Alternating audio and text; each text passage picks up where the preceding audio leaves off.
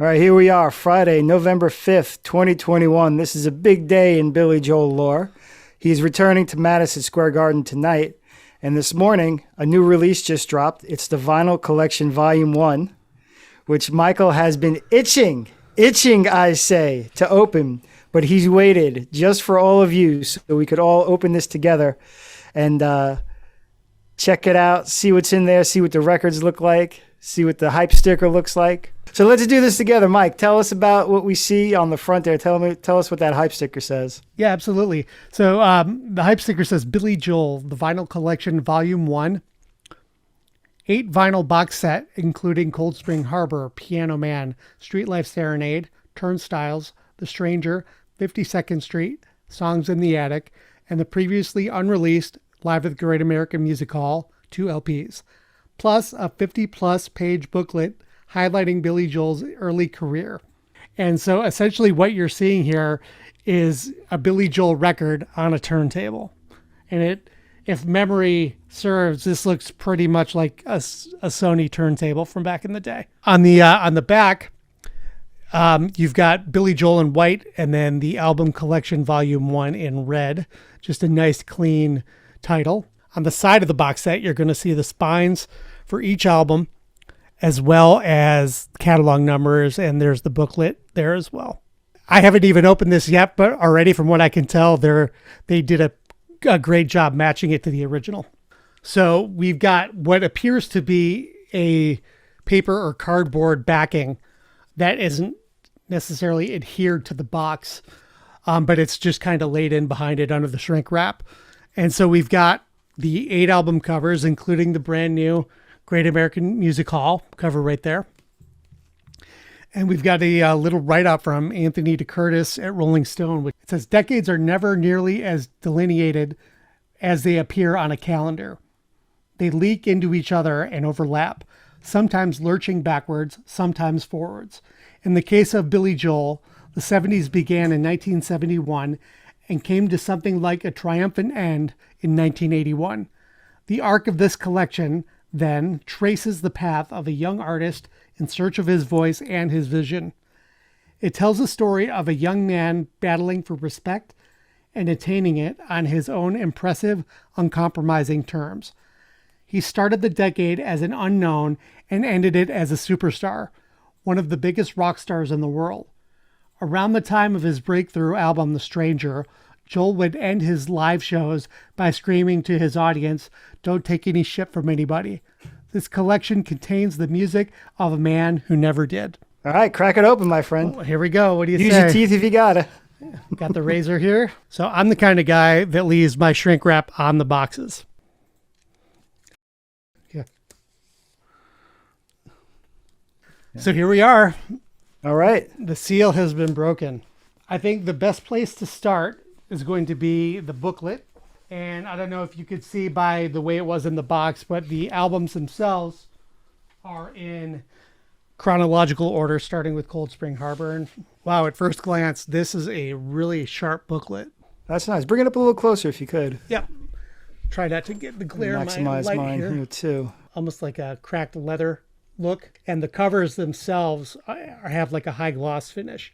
And then the back of it is just more of that pattern. Talk paper stock to me. How thick is that booklet? Yeah, it's a nice, I'm going to liken it to a tour book. Yeah, if you've bought like one of the tour books from like the Garden Residency or anything like that, it very much reminds me of the heft and the paper stock that you're going to find in that.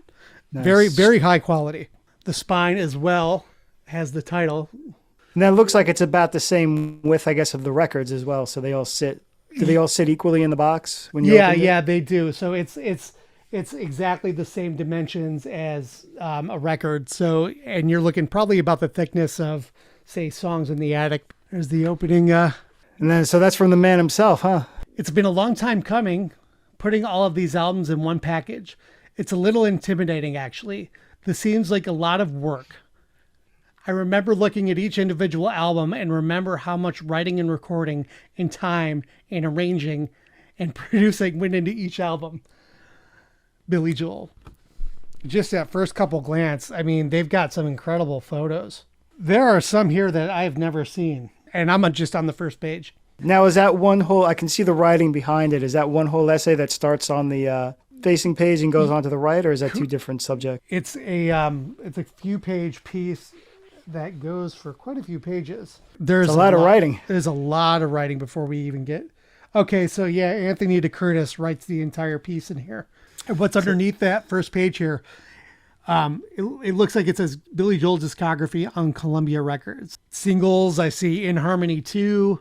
I see all the albums, so it's like his full comprehensive set of releases and release dates on Columbia Records. That's pretty cool. All this memorabilia and these tickets, everything, the quality of the scanning and the printing is like absolutely second to none. The Marisol Festival 1972. There's a Piano Man era thing. Backstage pass from The Stranger. There's the Hassles getting some love. You've got a scan of a 45 of Nocturne, made in Holland. So this is a Holland LP 45. These photos look great. So they like legitimately went into the archives, pulled out some great stuff. And so after that essay peppered with the memorabilia, we're getting into the albums. Okay. So each starts with a nice big shot of the album cover. Yeah. Cold Spring Harbor 1971, and then it's got a write-up on each record, followed by lyrics. Memorabilia, that's period correct. You know me, I'm a stickler for that. So Nocturne must have been the B-side to She's Got Away. That's my guess. And then there's a Cold Spring Harbor era Billy right there. So we got another essay about Piano Man, followed by the lyrics. Spanish record, Hombre del Piano. Paul McCartney quote, Garth Brooks quote. Paul McCartney was a huge influence on Billy Joel, and then Billy Joel went on to influence Garth Brooks. So that's a nice way of setting that up. So if I'm going to read any one of these quotes, I think it's got to be Paul McCartney, right? Yeah, that's acceptable. Is that fair? Well, yeah. Okay. So Paul says, I love Just the Way You Are. I think that's my favorite. I just think it's a really beautiful song. And people have often asked me, is there a song somebody else wrote you wish you had written? And that's one of them. And then we got the Streetlight Serenade 8-track, that pretty with the name Patty written on it, which I probably have one of those too. Right there. Turnstiles album 1976. Actually, these appear to be, this is the first one I really glanced at, but these appear to be written by Billy. Germany, Say Goodbye to Hollywood. That picture of him with the scarf. Oh, yeah. Now, I think we've seen from that photo shoot, the one where it's black and white and he's smiling because it says, no smoking, and he's smoking a cigarette or no drinking, and he's got the colors are really nice. You know, they complement each other, the color choices throughout. And it's just a very high quality print. Good. Now, what's that writing in the background on the turquoise page? Yeah, so it's the same kind of thing with every album, and it's typed. I can read some of the words, but there's no context as to like what sort of document these are. Like a contract or anything. Oh, now this is what's cool. On the flip side of it, underneath the lyrics, the track sheet for a reel for a 2-inch for the recording. Okay. The Entertainer. Moog, piano, electric guitar. Yeah, it might be a live recording from something. Let me show it up close. You can kind of see it a little bit. We've got a tour shirt from 1979. It looks like in lieu of lyrics on the other side, are those the liner notes from the original where he kind of talks about where they were recorded? And they absolutely are. Oh, yeah. Cool. And then so now we go right into the Great American Music Hall, 1975. On the other page, he looks really young in that. Yeah, and a little unusual. Looks like it was taken right after a show. Yeah, he almost looks like Billy Joe Armstrong from Green Day there. The final page behind it, we've got credits. Great American Music Hall produced by Bruce Dickinson. Not that Bruce Dickinson. Not the Iron Maiden Bruce Dickinson. Product direction, Gretchen Brennison and Mary Thayer. Art direction and design, Edward O'Dowd. Reese Clark contributed, I see. Special thanks to Eric Fellon, Paul Fierro, and Liz Weingart for memorabilia and artifacts from their personal collections. And I know those are friends of ours from the Billy Joel Completely Retold group. And then below that, we've got this great picture of Jeff Schock. And it says, this box set would not have been possible without the tireless work of our friend Jeff Schock. It is dedicated to his memory. He's been with me since 1976. He was a tour manager, art director. He was in record promotion, management, production, you name it, he did it. He was a big, tall guy. He used to roam around in front of the stage taking pictures of everybody. And you might have seen him if you've seen our shows before. Anyway, we're going to miss him a lot. This set here is something that Jeff started to spearhead before he passed away. So what do you say? Shall we get into the albums themselves? Yeah, let's see these records, man. Cold Spring Harbor. If I remember correctly, the Columbia reissue, the photo is cropped a little differently than the Family Productions. Can It's you cropped tell? much tighter. Yeah. This is the original framing. On the Columbia framing, you don't see his hand. So this is the very original artwork as it was on the Family Productions release. But I am willing to bet that this is the 1983 mix. I'm going to see. Yes, it is. Okay. Oh, okay. I can see on the back because this is the 1983 credits. I do see finished July to September 1983 at Fidelity Studios in Studio City, California. So this is the 83 mix. So for those of you who've been clamoring for that 1971 original version to get put back out there, I'm sorry, you're not going to find it here. So it's the classic Billy Joel red label. Oh, wait. But is it missing something? It indeed is. There is no more Family Productions label. So that is the big change here. Yeah, so I mean, the font is a little different than they were back in the 70s. It's a little bolder, especially with the title. But yeah, the biggest thing you're going to see is no more Family Productions logo. Are these 180? No, they are a little thinner. Okay. Can you It's do hard to, yeah, it's hard to. There you go. Tell. They've got a little thickness to it, so Good, they're not good. like totally flimsy. Are they individually wrapped in there, or are you just popping them right out? The LPs themselves are not individually shrink wrapped. So this is exactly how the 83 version looked. Is there even logo correct with how the logo looked in 83 in the 70s? With the walking eye and the Columbia with lowercase letters up top. Is the font on the back a little different, or is that just from here? I think it's pretty similar, but honestly, it wouldn't surprise me if this was just retyped in a close font. That is sharp. I know Yeah. people don't like that one, but that is sharp. And the big difference is these all have barcodes. So now Piano Man's the first one with a custom sleeve, which is correct because the original did not have, Cold Spring Harbor did not have a custom sleeve. And it's, again, period correct. One side's just black, but the other side here. So on Piano Man and Street Life Serenade, instead of side 1 and side 2, it said one side and another side. And sure enough, they kept it. Another side. The artwork just looks incredible. It's like, That looks especially vibrant. yeah, it's like, it's crystal clear. Like, and that was my beef always with a lot of these reissues. I'm not going to name labels or anything, but they licensed the recording, and I feel like a lot of it, the artwork they got was just kind of second rate.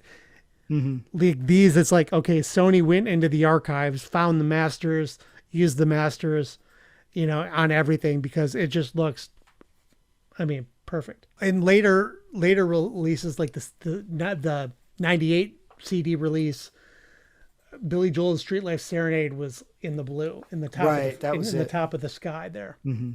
So, but this is how it did look in the original. No custom sleeve, which is how the album went. Again, these just look really nice. Yes.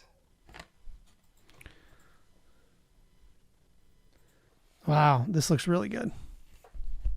This looks clearer than the original. And we got close in on this. There's the credits there.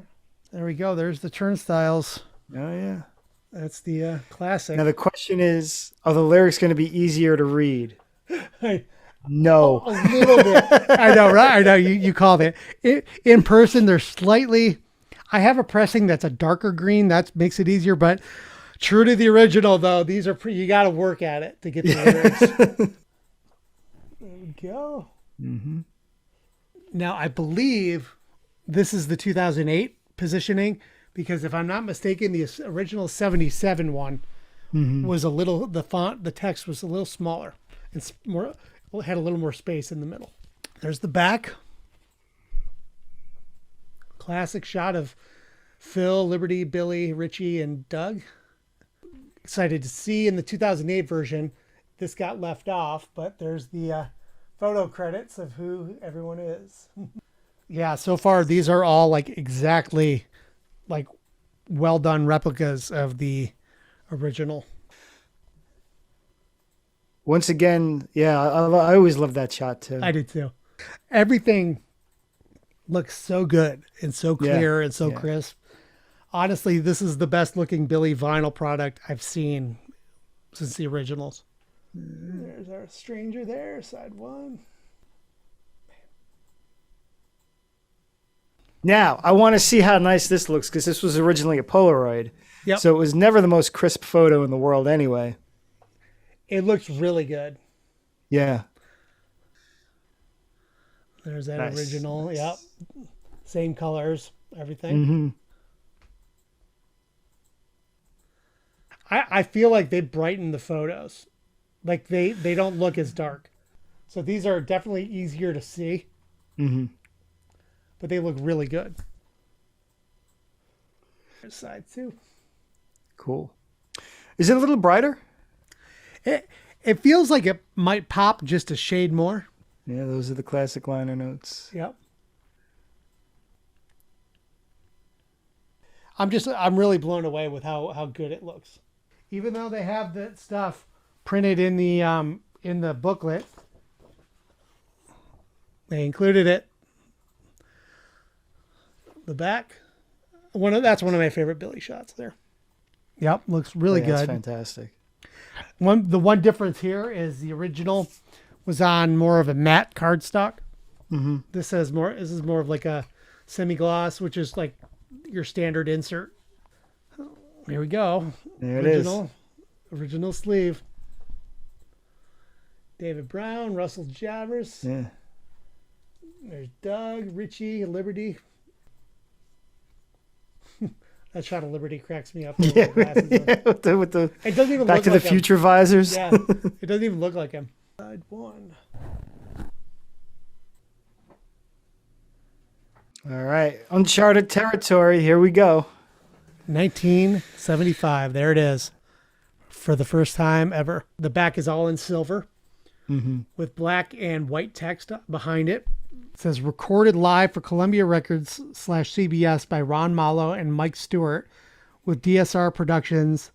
Okay, that's what that reel to reel said, DSR Productions. So maybe that's Oh, what it okay. was this. DSR Productions / Devonshire Sound Studios at the Great American Music Hall, San Francisco, California, June 1975. Produced for release by Bruce Dickinson and John Jackson. Mixed by Frank Filippini at Right Track Studios, New York. Cover photo, Jim Marshall Photography. Art direction and design, Edward O'Dowd. Special thanks to Jeff Schock. And here's the band. Billy Joel, piano, keyboards, and vocals. Don Evans, acoustic and electric guitars. Reese Clark, drums. Doug Stegmeyer, bass. Johnny Almond, horns and keyboards. Yeah, this recording has never been released anywhere. No bootlegs of it exist. So this was something that was just recorded for Billy and for Columbia Records that literally sat in the vault until now. So this one, there's no custom jackets, but they went with black instead of white, which is a nice touch. How much runoff do they have on there? No, they packed it pretty tight. Yeah, yeah. A decent amount, but not too much, but yeah. Yeah, that one was got a little more, A but little more run out there. Yeah. Side C.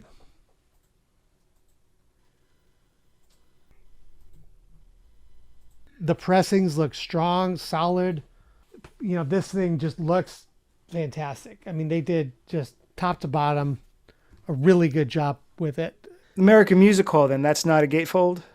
No, it's not. Okay. Yeah, it's just and it's not even a super thick jacket, but they're both in the one slot.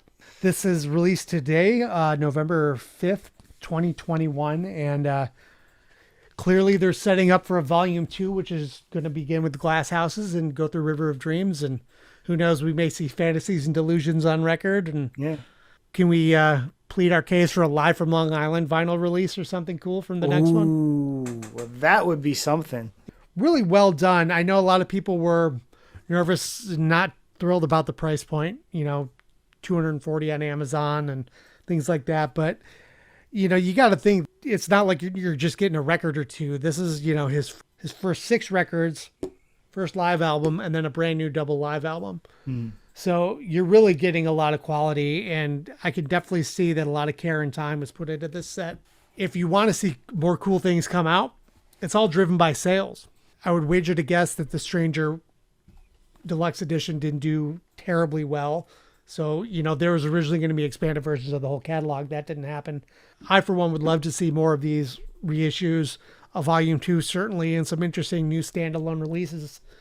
So, honestly, the best way to make that happen is to support what's new and coming out there. They're going to look at these numbers and see how well they're doing. And if the audio is any reflection of the quality of the packaging and the artwork and the jackets and the book, it's a big home run. I guess I'll hear it soon. You're going to hear it as soon as you turn off this call, I'm sure. Well, thanks everyone for hanging out. We appreciate it. Once again, when the podcast comes out on Tuesday, you'll hear an abridged version of this, but also us touching on some other topics, talking to a couple guests, going a little more in depth actually on some of the audio that you're going to hear when you get this box set. So check that out. We're also talking about the Return to the Garden, the new video for Scenes from an Italian Restaurant that came out. They just announced a big Billy Joel Metallica weekend in Vegas, which, I mean, custom made for Michael. Custom made for Michael Grosvenor. What are your impressions and thoughts of the box set? We love reading emails and comments. So, if based on what you saw here today, we'd love to hear some of your thoughts. We may read some of that this weekend on the show too. So get those comments in quick. Send us your comments, send us your emails, glasshousespodcast@gmail.com. Once you get it too, if you decide to pull the trigger on it, love to know what you think of it. We'll see you guys on Tuesday. All right. We'll see you on the podcast. See you guys.